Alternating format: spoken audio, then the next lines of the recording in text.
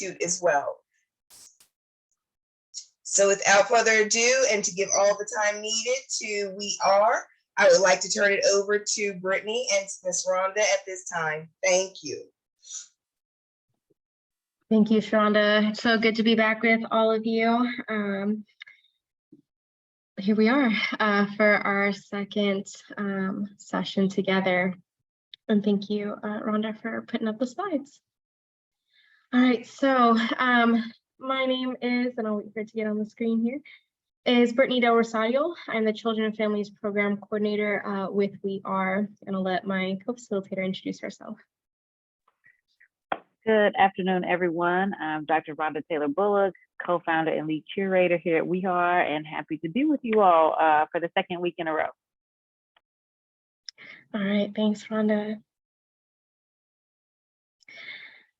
Okay, so we're going to go ahead and, if you were with us last week, the native land acknowledgement got a little bit messy, and I think it was because I said the directions a little bit unclear. So we're going to try this again. We're going to do the native land acknowledgement. So before we begin, it's important to understand that we cannot do this work without first acknowledging that we are living on stolen land. We want to name the native tribes that once cared for this land, and doing that ensures that they are kept alive and in the present, because many of those tribes are still with us. So Dr. Rhonda has dropped in the chat a link and to the Native Land Acknowledgement page. So I would like you to go to that link. And then when that pops up, there will be a space, and you can see it here on our picture that's on the slide, where it says the search button. The search button will allow you to put in your zip code. So type your zip code into that search button, or search space rather, and then you're going to click enter, or it should say go or something like that. And then it will pop up with the name of the tribe that the area that you're living in was once named after. So that name of the tribe is what I would like you to copy and paste and put into the chat, so we can see who our native tribes are that care for this land. So maybe we can see an example. Rhonda, are you able to click on that link? Thank you, Delane, for putting yours in. So we have the Lumbee tribe.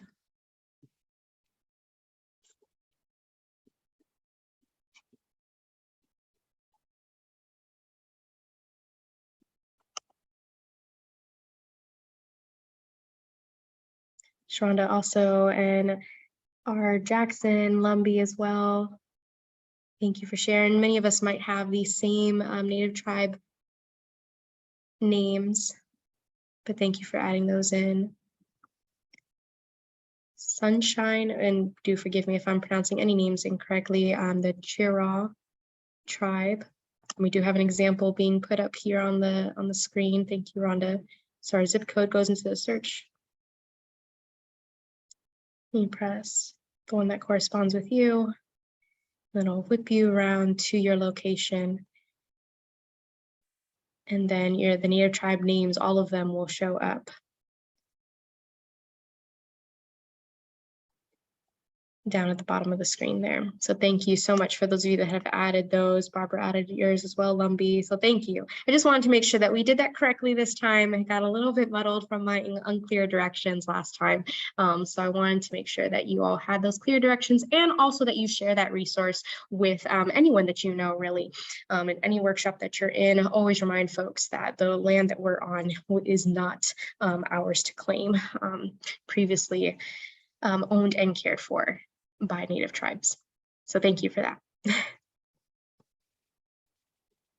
And continue to add those names into the chat as you find them on the Native Land Acknowledgement page. So we're going to go ahead and keep rolling here, and Dr. Rhonda will get those slides back up on the screen in just a moment. So we're going to be doing connecting community just like we did last time.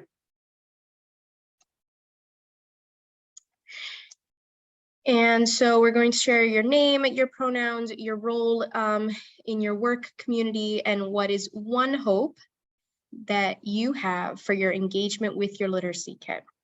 One hope that you have for your engagement with your literacy kit. So this is a very quick introduction. You're going to be put into breakout rooms, and you're going to introduce yourself. Should take a couple of seconds. So as an example, my name is Brittany Del Rosario. My pronouns are she, they.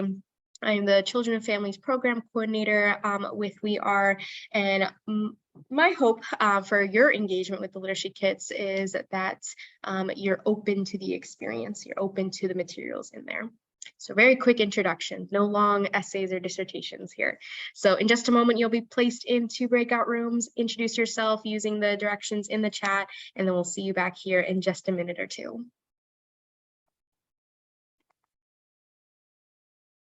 To introduce yourselves. And I believe all breakout rooms should be closing in about 10 seconds here. Mm-hmm.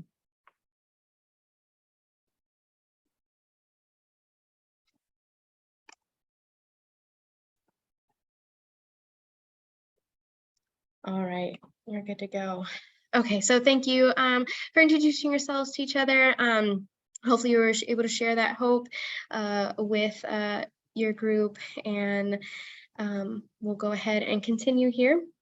If you were with us last week, we went through these same group norms, but we like to reiterate these norms in each of our sessions to remind ourselves, all of us, the norms that we're practicing with each session, so we don't want these to get lost. So we want to practice deep listening. We want to listen and ask questions to understand rather than to respond.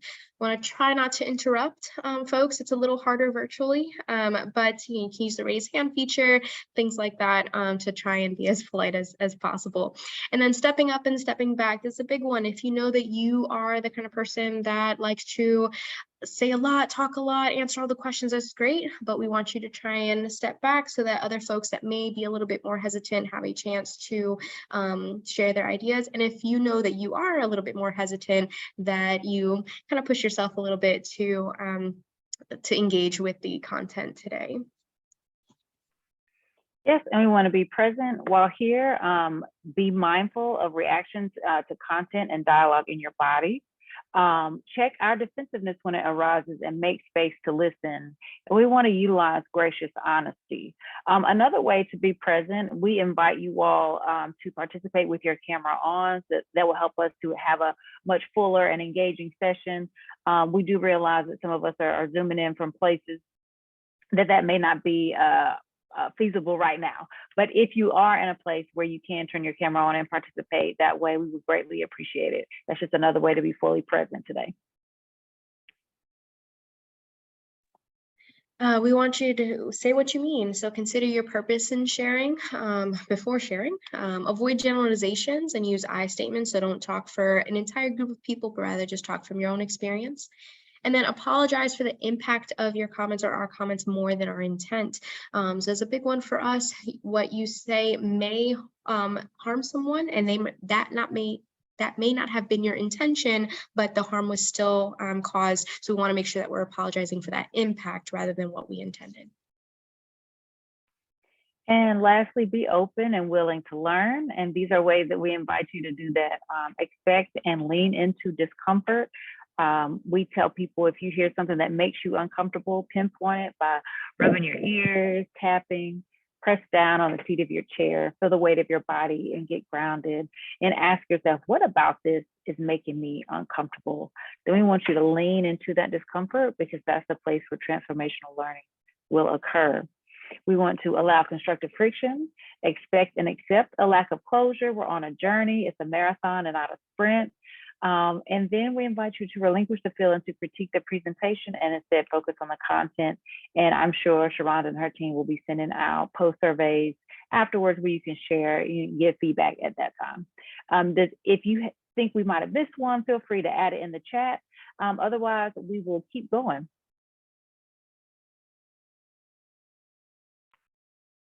Maybe. So today's session, if you all recall, and if you were here last week, we were thinking about and reading about persona dolls. And then we realized that you all did not have access to the Persona Doll article because it was not in the folder. And so some of you may or may not have had a chance to read it. I'm not going to ask, I don't want to put you, out there like that. But I will say that we are working under the assumption, and if we're wrong, that maybe a lot of us didn't get the opportunity to read it. And so I don't know how, we didn't know how useful these questions would be at the beginning, like what questions do you have about using the Persona Dolls, or what resonated most with you from the article. So we decided to change it up just a little bit, which we can still talk about the article because we have other points of discussion if you did get the opportunity to read it within the time that it was shared with you. We're going to watch a short video, and it really kind of helps explain the role of Persona Dolls and how you can use them in your classroom. And then we'll engage in like just thinking about some key takeaway. We'll get some maybe what resonated with you from the video, a few comments, and then we'll talk about some key takeaways from the article, because we do want you to read it because it's very powerful and helpful. And we'll transition that into thinking about, now, how do we use these puppets and how does it align? Because a puppet is different from a Persona Doll, but there's still ways that you can use these, and Brittany will show you all how to do that. How does that sound? Good. Give me some, let me stop the screen share. There we go, so I can see people. Give me a thumbs up if that sounds like a good idea. All right, so I'm gonna cue the video. Now we'll say it is a little bit longer than our Windows and Mirrors video, but it's highly engaging, and I think we'll all get something out of it as soon as I can find my window. There we go. I'm gonna pull this video up. Let me make it big screen and get back to my Zoom window. Screen share. And let me put that down and pull. I feel like I'm like a tech operator over here. Okay, so I think I got it up, and I'm gonna mute myself and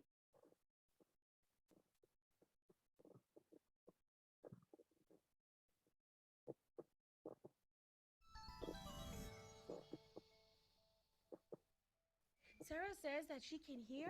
You guys are very excited to talk about recycling, but she's also very excited to share a story with you. Can we listen to her story? Yeah, okay. SEAL is fundamentally about giving kids the power of language and literacy for all their purposes in life. Children learn and develop best where they feel safe, where they feel a sense of belonging and part of a caring community. The Persona Doll is one of those strategies that really creates that kind of opportunity, that chance for kids to ask questions, for them to hear about experiences, for them to think about their own experiences, and then makes the openings for them to talk about themselves. Oh, she said if you see this picture, the beach doesn't look beautiful. What do you think is wrong? And I see her face sad. You see her face sad? Yeah. What about her face tells you that she's sad? Because the trash is around her. Is that what it was, Sarah? She said yes. A Persona Doll has their own story, their own life experiences, their families, their likes and dislikes that they bring to the classroom as a member of the classroom. Sarah wants to know, what are some ideas you came up with? How can you help the earth? And those ideas are going to help Sarah. Anais, how can you help the earth?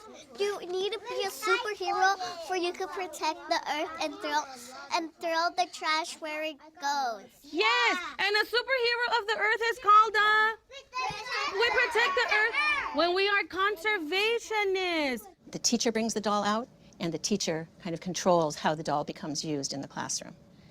The teacher makes that distinction based on what she knows her children need. The doll does not have its own voice. The teacher listens to the doll and speaks for the doll to the class. But the point is the conversation between the children and the doll, with the teacher as the conduit. When Sarah went to the beach, she took a bag and she collected some of the trash that she saw on the picture. I know. So let's see. There's something green. Giselle, she says you're right. She really wants to show you what's in here. Oh, Sarah, this bag is full of sand. Look. She went to the beach. She went to the beach and there was a bag in the floor. Maybe they will. She's wondering if you can reuse it in the classroom. We sure can. So it's connected to the content of the unit, but it's not just about delivering didactic information about the unit. It may be a way to introduce some socio-emotional vocabulary and some opening to talk about something that's going on for your children, that they need the language to talk about and the opening to really share. Do you remember how she was feeling when I first brought her out? How was Sarah feeling? Happy. Very sad. And why was she sad again?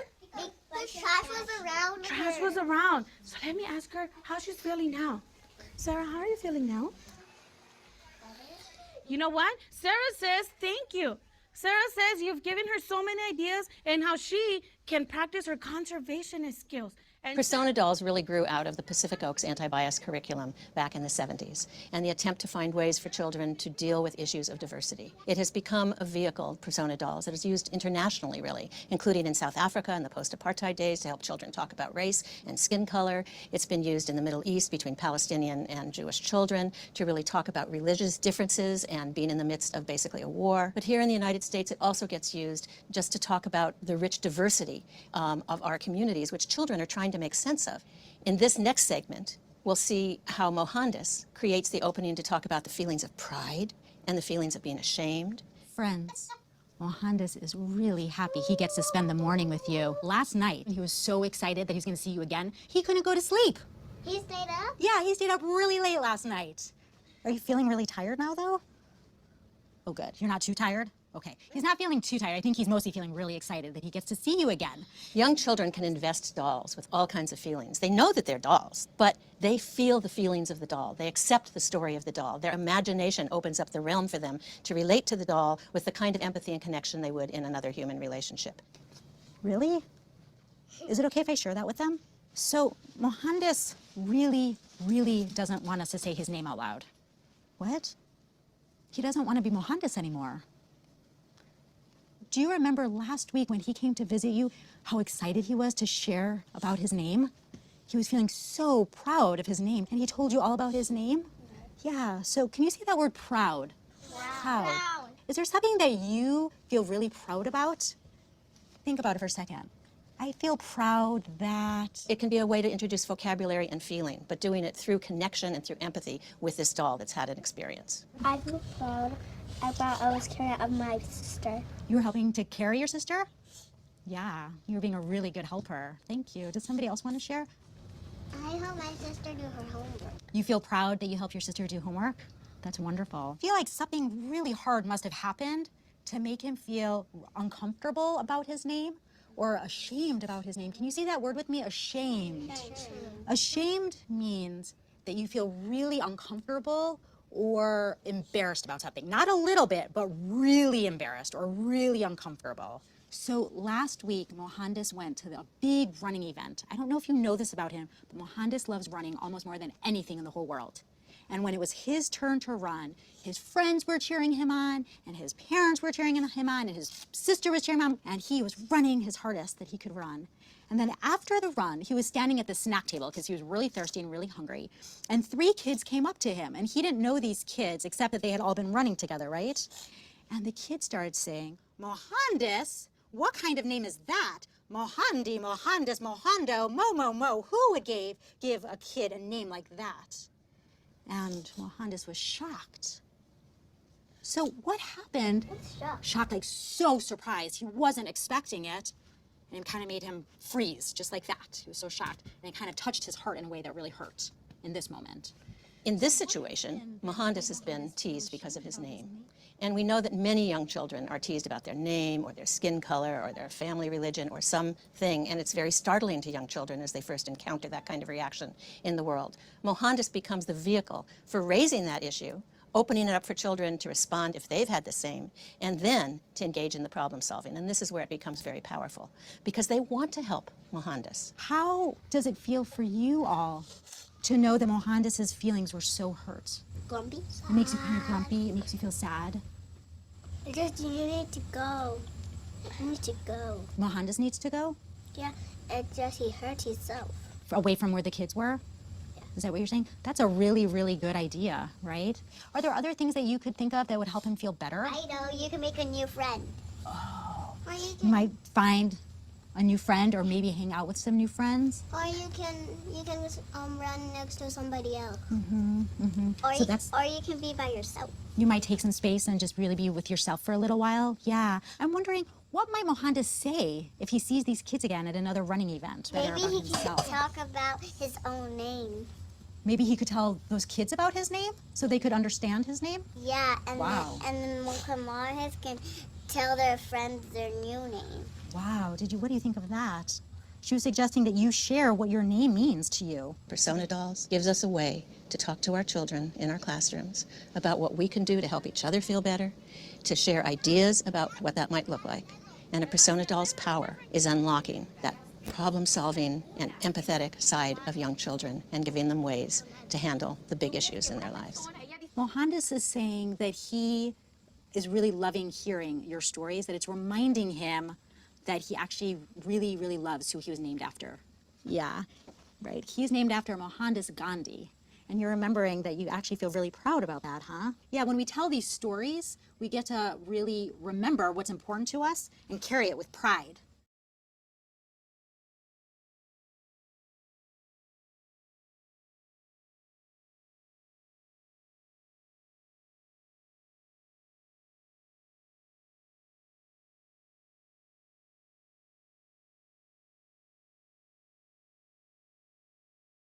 Okay. All right. I'll stop the video. And coming back on camera, I noticed it might have been stalling a little bit, but hopefully that video gave a good overview or understanding of maybe what persona dolls are. And before we go any further, is there anyone who has any comments or did anything resonate with you in watching the video about the persona dolls? Feel free to type it in the chat or you can unmute. Or anything you noticed?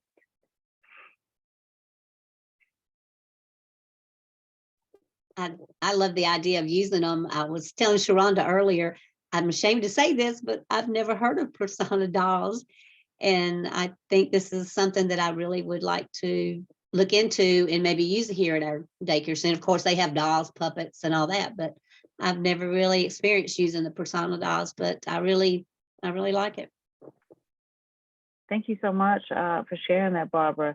And one of the things that in conversation with Caroline and Sharonda last year was, you know, we shared like the puppets and we shared the persona doll article, but we didn't really model or talk about what does it look like to implement something like that. And so that's one of the key goals of today's session is to model that for you all so that you can see what does it look like to actually use this in context.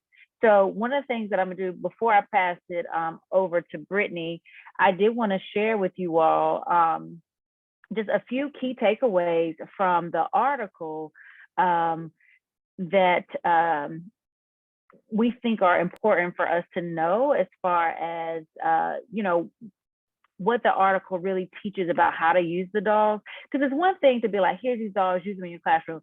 But then it's another thing to actually sit with, okay, well, what does this actually look like? And so I'm gonna try to share these, some of these key takeaways pretty quickly. And again, we do highly recommend reading it. It's a pretty informative article and gives like specific examples of how you could use this to teach certain concepts with your kids. And in particular, like at the last part of the video that shows, you know, the importance of names and learning and how a kid might feel when others pick on them or tease them because of how their name sounds. And we know that happens a lot even in pre-K, but throughout people's childhood and lives. So just a few takeaways from the article. One, when using dolls, each doll has its own person, is its own individual person, has its own identity. So unlike, there's always been dolls a lot of times in pre-K centers, but those are ones that are normally babies, not always, but sometimes babies that you put a diaper on or you change. This is something completely different. Like you kind of treat them as if they're members of your actual classroom. You can use these dolls to tell stories, and it helps to gently correct biases, beliefs, or stereotypes, kind of similar to what was happening at the end of the video. And then you can use them. It is important to kind of tell stories about common subjects and places like school that are relevant to kids. So we don't want to play out you know, scenarios or tell stories about things that the children will be far removed from, or they can't, or they're having a really hard time connecting with. And then lastly, you can use this now within the article. It talks about, like, if there's a situation that arises in your classroom and that involves a type of biased remark or action, don't just wait and say, oh, we can play this out with the persona dolls or our puppets and reenact it there. The article highly recommends, like, interrupting the biased remark or comment when it happens, and then following up with the dolls later to educate and help the children rethink, like, if something like that actually happens real time in your classroom. As you're developing stories and engaging in storytelling with your persona dolls, consider telling stories from the perspective of the child showing the biased behavior. Like, if there's something that you want to rethink or rework as a class, like, consider showing the perspective of the person who did it so that kids can kind of better understand maybe their why, what was motivating them, ask critical questions about what causes behaviors, and then also consider sometimes alternating and sharing the perspective of the person who was the target of the biased behavior. Okay, so they get to have to see those different perspectives and help think through how to move towards a solution of healing. And then one of the main goals of using dolls like this or puppets, which is what you all have, is that children learn that acting in a biased way is unfair and it's hurtful, and it's something that they definitely don't want to do. So you get to play these out in ways where the children get to throw out suggestions of how to do things differently or what questions they should be asking. And it helps to teach them that biased behavior is wrong, and that's something that they really want to avoid. And so now I'm going to pass it over to Brittany, and she's going to go into some modeling with you. I'll also say, if at any point you have questions and we're just going, feel free to add them in the chat and we'll come back to them. So I'll pass it to you, Brittany. All right, thank you, Rhonda. So I'm going to go ahead and model one way that the persona dolls can be incorporated into your classroom. There are definitely various ways you can do it, and so this is just one way. So here we have a summer camp activity that utilizes persona dolls, or puppets rather, in the lesson, in some of the lessons for our first to second graders, and they become active participants in the conversation with the doll. Because I'm doing this real time, modeling for you all, I'm going to need your help in the response to the questions that I ask throughout this scenario. In other words, I'm going to be the teacher and you all be the students. And if possible, when I ask the questions, unmute and respond. If you can only drop responses into the chat, that's okay too. I'll try and catch them as I can. Let's see if I open up the chat right now to make sure that I have everything set here. So I'm gonna, after I model the scenario for you, Dr. Rhonda and I will field any questions or comments that you might have. Again, this is just one way to model it. So today we have, so good morning class, we have a friend here with us today, and her name is Gabriella. Hi, Gabriella. She'll be here in class with us for the whole year and learning and growing with us, Gabriella. So welcome to the classroom, Gabriella. Say hi. Hi, Gabriella. Hi. Hi, Gabriella. Oh, I like your shirt. oh, she says thank you. She loves this shirt too. Gabriella. Part of our class. She says thank you again. She's so excited to be here. Gabriella lives with her mommy, her papi, her younger brother, and her abuela. Does anyone know what abuela means? Grandma. It does mean grandma, means grandmother. So Gabriella, you live with all those people in your house, right? And she loves it. She especially loves her relationship with her grandmother. Isn't that right? So Gabriella has shared with me many times that she loves her abuela. And one of the things that she loves the most is that when she gets to help her abuela in the kitchen. You like to cook with your abuela? Yeah, she very much does. Her abuela is such a good cook, and everything she makes, Gabriella eats up quickly, as quick as she can. She's so yummy. It makes Gabriella so happy to cook with her abuelita. Since her abuela lives with them, she always makes Gabriella's lunches for school, and she looks forward to lunch every day. Yeah, that's true. You always like your lunch. Well, welcome, Gabriella. We're so happy to have you here. Oh, wait, hold on. Gabriella wants to tell me something. Okay, I see. Oh, friends, Gabriella says she isn't looking forward to her lunchtime today. Oh no, Gabriella, why aren't you looking forward to lunch? Oh, oh, Gabriella, I'm so sorry that that happened.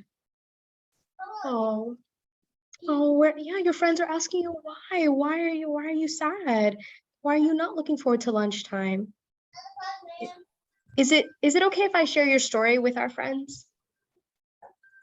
Okay, so Gabriella said it's okay for me to share her story. So Gabriella isn't looking forward to lunchtime because yesterday someone made fun of her lunch. That was really sad, wasn't it? Oh no. Yeah, I know, Rochelle, that's so sad. She says that her abuela packed her some picadillo, a common Cuban meal of meat and rice, but someone looked at it and said, "What are you eating? It looks like poop." And then the other kids laughed. Friends, how do you think that that made Gabriella feel? Sad.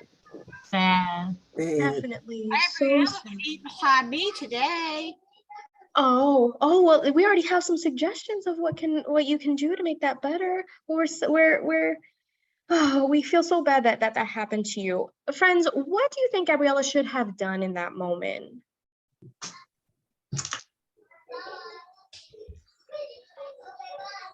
Any suggestions of what Gabriella could have done when that happened? Maybe talk to Just you. say what kind of food it is. Yeah, Yes, knew what it was. good. Yeah, so maybe, Gabriella, maybe you could have explained what your food was. Maybe you could have talked to me, right? Or you could have talked to another grown-up, right? So we have some good suggestions here. Oh, and we have some good ideas of what you could have done, and if that happens again, wait, hold on. Okay, I understand. Yeah, Latasha, that's right. Like, talk about it. We need to talk about it. So Gabriella says, thank you for your good advice, but she still feels pretty sad and ashamed of her lunch. Who knows what the word ashamed means? Embarrassed. Yeah, to feel ashamed means to feel really embarrassed. Were you really embarrassed? Yeah. Should Gabriella feel embarrassed by her lunch? No. No, why shouldn't she feel embarrassed? Why shouldn't she feel ashamed? It's a part of her culture. Yes. Everybody different. Everybody's different. That's right. And it's a part of your culture. And who made that food for her? A grandmother. Grandma. Your abuela made that food for you, Gabriella. So you should feel what about your food? Not ashamed, but Proud. proud. Very proud. So proud. You should feel so proud of your culture, of your food, of your abuela. You love your abuela so much, don't you? Yeah, I love my abuela too. She makes good food. So that's so good. I'm so good. I'm sorry. I'm so glad that you were able to share that with us today. And I hope that you'll be able to share it with us again. So we want to make sure that we are giving Gabriella some words of encouragement. What words of encouragement, class, can we give to her so that she can look forward to her lunch again? To never be ashamed of her heritage. To never be ashamed of your heritage. That's good. Anybody else? I'd say feel good about it because my brother eats pickles on his peanut butter sandwich and I don't feel bad about his sandwich. So she should be feeling good about it. Exactly. Feel good about the food that you eat because everybody eats different stuff. Everybody eats different stuff. One thing that I learned was not to yuck someone else's yum. Not to yuck someone else's yum. That food is really good to you. So it doesn't matter what anybody else thinks about it. I know it can be tough when someone makes fun of you, Gabriella, but we thank you for sharing your story. We hope that you continue to be proud of your food and your culture, and you'll talk with us if you ever have a problem again. Your friends here in class will always look out for you. Isn't that right? Yes. Right. Definitely Yes. so right. Oh. Friends, Gabriella says she feels so much better and she thanks you for your advice and she is so happy to be a part of this class. Thank you so much for listening to her story. Thank you, Gabriella. Thank you. Okay, so y'all, so little hiccups here and there, that's okay. But overall, we get a scenario here of Gabriella. She now has a background story. She has a list of characteristics and things about her that we will continue out through the entire year. Do not change her personality now. This is Gabriella. All right. Whew. Questions, comments, anything that you want to share, things that stood out? Anything here that we want to share or ask?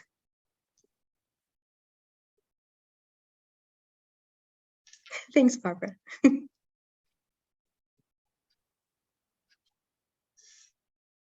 Whoever said that was just a bully.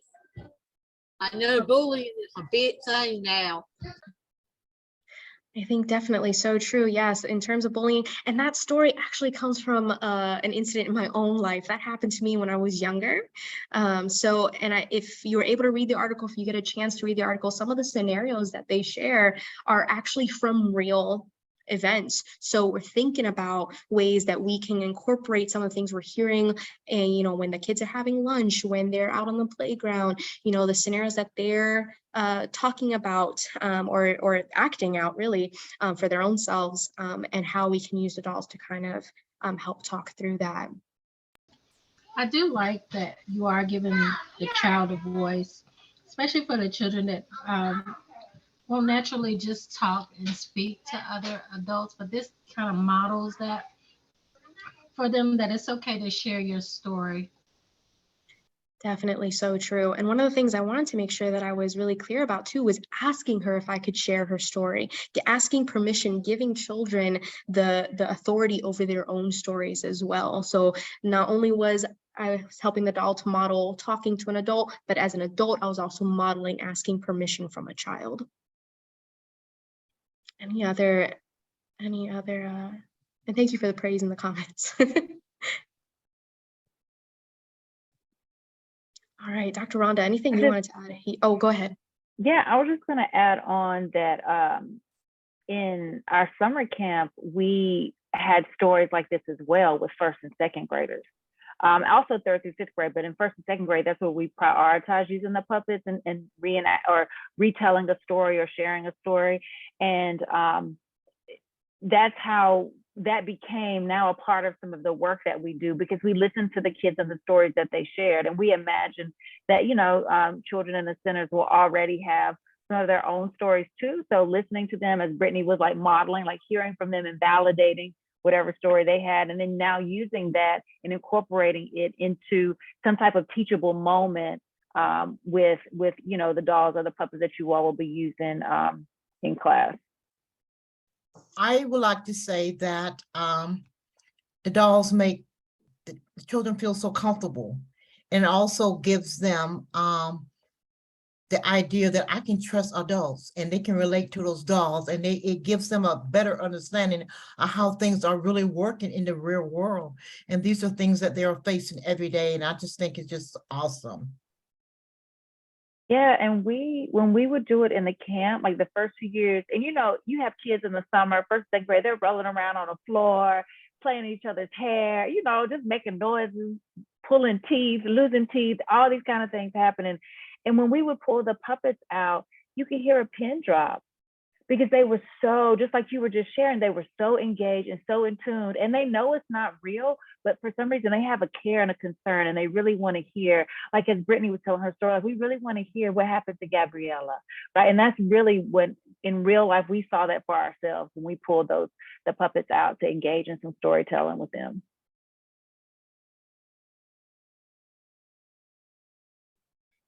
Yeah, one last thing that I'll say there is like what we were saying before about showing different perspectives, right? Like if you end up having a collection of like puppets or dolls or things, we might hear a different day about one of the kids that might have been bullying her, like, oh, the other day I realized that I was bullying someone, or that I was causing harm, right? And I told her food looked like poop, and like thinking about like how to kind of bring in that perspective as well, and showing that we are also capable of bias, and it doesn't make us bad people, but we need to make sure that we are learning from that experience and not replicating that in the future.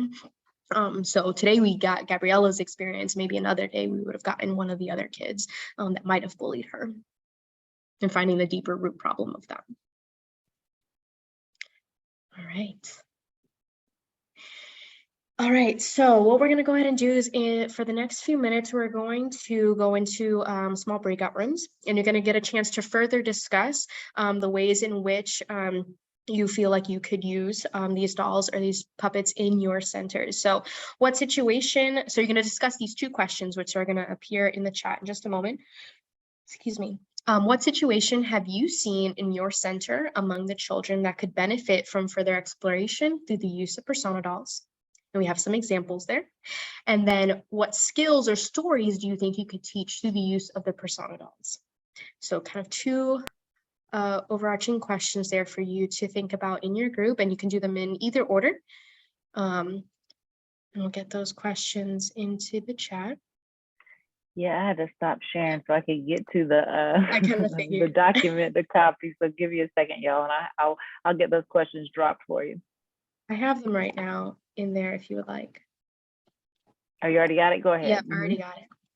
Okay. All right, so again, so what situation have you seen in your center already that could benefit from a scenario being taught with these dolls? Or what skills or stories do you think you could teach through the use of the persona dolls? So we're going to get breakout rooms open in just a moment. For a few minutes, go ahead and discuss. Okay, thank you. And if you happen to be here on like 2 devices, please let us know so that we don't split up your devices into the room, into different rooms. I am. That was Linda. I believe Yes. that. Okay, so Linda and I believe Charlotte. So Charlotte and Charlotte's iPhone should be in the same room as well. All right, so we're going to open up breakout rooms. Hope that doesn't make it too complicated for you, Dr. Rhonda. We'll open up the breakout rooms and then we'll see you back here in just a few minutes. So is there anyone that would like to go ahead and share out a story or a skill that you feel like would be best used to utilize these dolls? Whenever you'd like to share, or can somebody share?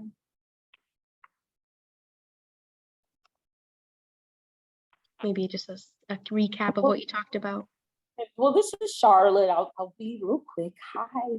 So we had a really great discussion. One was, I'll say modeling, because we talked about different foods, and I think that one of the stories came up, I think, from Deborah about, Popeye, the Sailor Man, and the spinach, and how you can get children to try spinach that way. And one of the things in terms of modeling that I stated was, if we are, as the teachers or the adults, even though I haven't been in the classroom in like 100 years, but if we say, oh, wow, oh, the peas are good, try them. But if we're going, I don't like peas, the children, it impacts them. It's kind of influential. So that was just some of what we talked about. Someone else may want to share. I can be wordy, so I'm going to try and keep it short. But I loved Gabriella. Thank you. Of course, and thank you so much for sharing, Charlotte. Anyone else would like to share? But definitely so true of modeling those for those aspects, especially in terms of food for kids. They might not listen to us as adults, but maybe they'll listen to the doll. Anybody else want to share?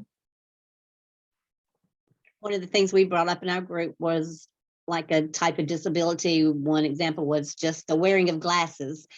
Some of the kids that come in, they're sort of embarrassed or they don't like their glasses. And maybe we could have one of the persona dolls that are wearing glasses and talk about, how they were shy and a little embarrassed to start with. But now everybody thinks I'm cool because I'm wearing my glasses, and make the child feel better that has started having to wear glasses, that maybe we're being picked on. Yes, definitely pulling in those very, very real experiences for the kids. Dr. Rhonda, I saw you unmute for a moment. Yeah, I was just gonna give Latasha, if she wanted to, opportunity to share what she, and you don't have to, but I just thought it was really like reflective in what you were thinking about, like as far as like you know, using the dolls now in the way that we've been talking about here. But you don't have to, but I thought you said some things that would be good for folks to hear. I had done started feeding my face. It's okay though. No, I just spoke on how we just had our dolls just in the library center. So that's like the only time the kids would really, you know, talk about them and play puppets. And, you know, we would do puppet shows and stuff, but literally only in that area. And just looking, and now it's like, it's gonna be a part of the classroom now. There are people, you know, so it's a different outlook on it. So I'm excited and anxious about that because this is something I just learned like in this moment. Me too, Latasha. I'd never heard of persona dolls. I brought that up earlier to Sharonda. I told her, I said, I'm a little embarrassed, but I've never heard about the dolls before. Yeah, for sure. Thank you so much, Latasha and Barbara, for sharing. Yes, those reflections. And it's okay if you've never heard of them before. There are a lot of people who haven't, and that's why we're here. That's why we're learning and growing together. So I think we wanted to move on, Rhonda. Okay, so we've talked about all of our comments, all the things that we feel like we can gain from using the persona dolls, but we also want to talk about pitfalls. So what pitfalls should we avoid when using the persona dolls or puppets? So in the chat, there is a link to a Jamboard. So go ahead and click that link and it'll lead us to our Jamboard. And if you're familiar with Jamboard, you'll use one of the Post-it notes to put your answer to this question. What pitfalls should we avoid when using persona dolls or puppets?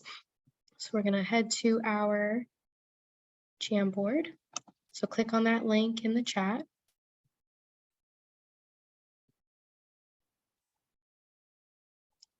And then we'll get that up. I'll pull it up. I'm engineering over here.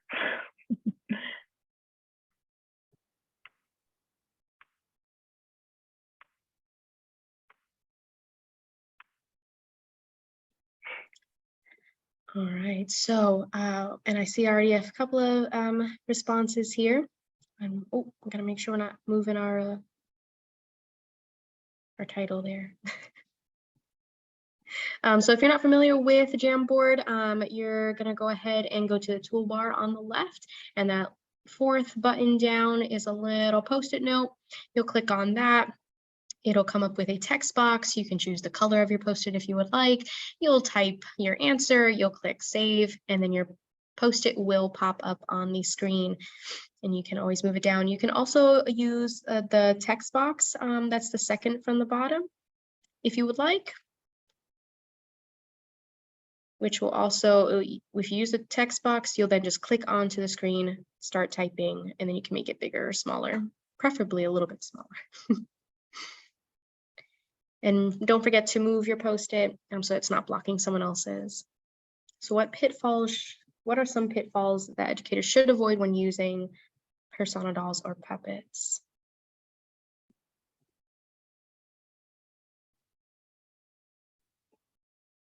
And I believe Dr. Rhonda will also help in moving Post-its so we're not covering anyone's. And don't forget, you can change the color. Jamboard is fun like that.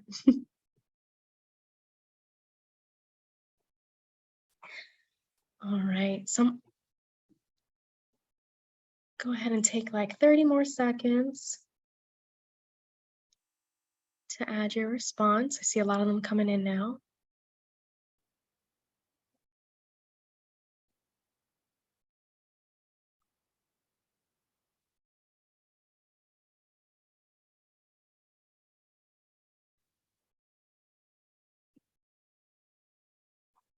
And as you are writing yours, or if you're finished up, take a look at the other responses on here and see something that you may not have thought of, or something that you can take away, maybe an aha, like, right, yeah, I gotta make sure I avoid that. And then, Rhonda, do you think you and I can go back and forth, kind of uplifting some? Okay, sounds good. A lot of them popping up. Thank you so much. And even if yours is similar to someone else's, add it, and we'll still, your comments are still valid here. One of the ones that immediately popped out for me was using disrespectful content or putting down another child. We definitely want to avoid that. We don't want to use the dolls in a way that makes a child feel bad about themselves. We want to validate the feelings of the doll. Let them know that, yes, this bad or sad thing may have happened, but let's see how we can kind of work through that, talk through that.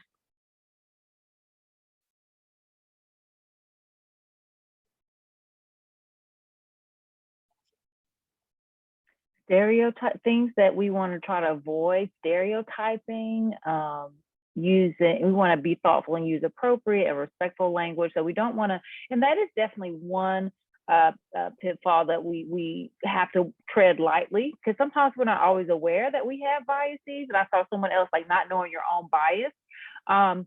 But we want to try to avoid stereotypical roles, stereotypical engagements. And, you have to think, particularly if you have a Black puppet or a Black persona doll or a Black boy or Black girl, like being thoughtful about things that we, say or do. And, maybe not always making them, they play basketball in their family, right? Or they living in automatically to say their dad is not around, things like that, which that might be someone's story, right? In particular, if there's someone in your class where that's their story, but we don't want to show it as if it's like this negative thing. So we do want to be mindful of, stereotypes and trying to avoid those. I will say this though, we will make mistakes. Mm-hmm. None of us are perfect. Brittany and I, even though we lead this work and Sharonda's been leading this work, we're not perfect. So if something happens and you actually end up, and you might do something that's stereotypical, or you might embody a bias, you can use the doll to go back and model your own admission and then apologizing, right? Like yesterday, if my puppet was named Thomas made it clear to me that I did something maybe I shouldn't have done, right? And then now engage, and Thomas shared his feelings with me, and I messed up, and so I'm apologizing to Thomas and to you all as a whole class. Right. So I just want you to know, yes, we want to avoid stereotypes, but we might be the ones making them. And it might be another adult who notices it. It might not, it may be a child, who knows, but just being mindful that we can apologize and model how to correct, how to make amends when we've messed up. Definitely. And at any time, if anyone has any kind of comments that they want to make, or if you have questions while we're looking at these pitfalls, feel free to either unmute or put those in the chat. One of the ones that I saw here was, letting children play with them. And they are the teacher's dolls. So yes,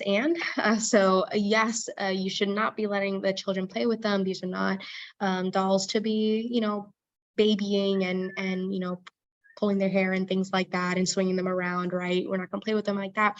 And thinking about yes, they are the teacher's dolls, but they are also our classmates. They're our classmates, they're our friends, they're part of our community, and we should treat them with respect. And kind of thinking about that in terms of that disrespectful content, in terms of how we can kind of respect them and how they should respect us as well, because they are, even though the kids know that they are dolls, they accept them as a part of the community. Lack of practice, we don't highly recommend just hopping up and trying to go off the cuff. And Brittany's really good. A lot of times she'll script things out for herself, and when we do it in the summer, we have a set amount of text that's planned out in advance that kids use. So we do recommend preparing for the conversations, right? Of course, as you would, but and then practice with them, because it's one thing to write it down and know what you're going to do, and then when you got the persona doll, it shifts a little bit, so you kind of need to legit role play with with you and your persona doll, so that you feel comfortable and it feels natural, right? In a natural conversation.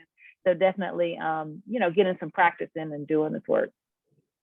I saw a question in the chat about, can they sit for story time or a circle to show proper quiet behavior? One of the things that I've seen is that yes, but kind of off to the side. So they're quiet observers, they're quiet, they should be out, they shouldn't be, kind of in a box until they're ready to come out. They should be sitting out of reach of the children. And if it is quiet time, maybe they're sitting on chairs, right? Kind of out of reach, but still listening to the story. So things like that. You definitely don't want them in reach of the children, but we still want them present and they're quiet observers. I'm wondering if someone, if you feel comfortable and you do not have to, but the comment deciding the preference of a particular doll for a child, I was wondering if you could share more there, or you can add it in the chat. Okay, this is Charlotte. So I added that comment. And it's particularly if, like, say, if there's a persona doll with a particular ethnicity, and if a child has a preference for, say that she's a brown girl, but she prefers a doll that's maybe white or Chinese, and for the teacher to say, oh no, this doll is more, in particular, we're using this doll and this is what you should identify with. Does that make sense? Yeah, I think a part of what I'm hearing here, and you correct me if I'm wrong, is like trying to push a particular ethnicity of a doll onto a child. Like, well, this is your identity, so you should identify with this doll, when the child might, that might not be a thing that they would have chosen for themselves. So they may not see themselves in that particular doll just because they have the same race or ethnicity. Does that sound close? Yes. Okay, yeah. So that is a good pitfall. So not like going up to Rhonda, say, Rhonda, this is our Black, friend in our class, is a Black girl like you, and you should, and there's ways to, when you're in conversation with a child, or if they're seeking friendship or seeking a relationship, there's one way to offer that, but not to like force it on a kid. Because sometimes, a child actually might see themselves in a doll, and they get to identify that for themselves, right? You don't have to push that on a child. I think that is, thank you so much for providing that clarity there. And it's already 4:42. So for the sake of time, this was really good, y'all. I'm gonna pull back up our PowerPoint, and we just have a last few like tidbits of like, things to do and don't do when it comes to using these in your classroom. Okay, and let's see if I can get the slide to go. And Brittany and I'll just share these back and forth. Yeah, so y'all, there's never enough time to talk about everything, but thank y'all so much for staying with us. We know we're close to time here, but stay with us here. So our persona dolls do's and don'ts. We're gonna go through our do's first. So do create a unique background and personality for each doll. Hopefully, you have the two, but if you have more, if you're able to get more, you can have different and various diverse dolls in your classroom or your center. Keep each doll displayed in the classroom as observers. And so as Brittany kind of said earlier, it's not like put it away in the cabinet and then bring it out when it's time, but they should be ever present and observers in the classroom. Invite the children to ask questions and be in conversation with the doll. So just as I was asking questions of Gabriella, the kids will probably automatically want to talk with the doll, but do invite that and encourage it. Do create boundaries and norms around interaction with the doll. So you will have to give and share with the class, and maybe invite them, like, what are some things we should avoid doing? What are some things that we should do or think about? Just so creating some kind of norms and teach that to the children so that they know how to interact and how not to interact with the doll. And one thing I want to add there is just reminding the children too that these are not toys to be played with, that these are our classmates. We're going to plan ahead and practice the scenario you want to share with the children. I literally wrote out that entire script for y'all. So definitely practice. So those are our do's. Go ahead. And these are some things that we recommend as don'ts, right? Things that we want to try to avoid. So one, we don't want you to try to speak in a different accent or language for the doll or through the doll, especially if that's not your own natural accent or language, right? So we don't want you to take on a language of a person of another ethnicity, culture, or language, because that is definitely how we can get in the territory of being stereotypical and causing harm. So if that's not your identity, then don't try to speak in a different accent or through that language. We don't want to completely change a doll's name, personality, or background. If you choose a name and personality background for that doll, then that's who they are for the entire year, the entire season that you're with those children. And then if you have a new class come in or a new set of kids, whatever it may be, then you can choose to change it if you would like. But if it's the same set of kids, use the same name, personality, and background. Oh, and going back to the first one, I will say Brittany modeled this really well. Like Gabriella didn't speak directly to the class. Like Gabriella spoke into Brittany's ear and then Brittany spoke. So then that way Brittany was still in her own sound, using her own words, but she was just relaying, right? So then that way that also helps us to avoid trying to speak like someone else. Don't allow children to play with the dolls as regular toys, and Brittany emphasized that earlier. And then don't assume that any particular child will or won't react in a certain way. So just because Gabriella here is Latina and she has that certain family members and she has that particular food, Cuban food, we don't want to tokenize our children and say, oh, this is the doll that you should be relating to, or, you know, however you think that children may or may not react. We don't want to assume that of any child.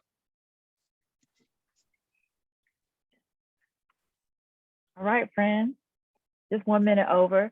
Real quickly, so went pretty quickly and hope you all learned a lot. What's something that you're going to take with you into your practice? Can you write it in the chat for us? Like based off of, you know, this learning and last week's learning, like what is something that you're going to take away with you and maybe put into practice? If you could type it in the chat for us, or if you feel comfortable unmuting, but we would love to hear and to see, like, what are you going to take with you from all of this? I'm taking better understanding in how to successfully use the persona dolls. Yay. Love it. I am going to embrace each and every person's personality and everything about them. And I myself make sure that I don't have any hidden biases of myself and just treat everyone equally, and to learn from each and every person which I encounter each and every day.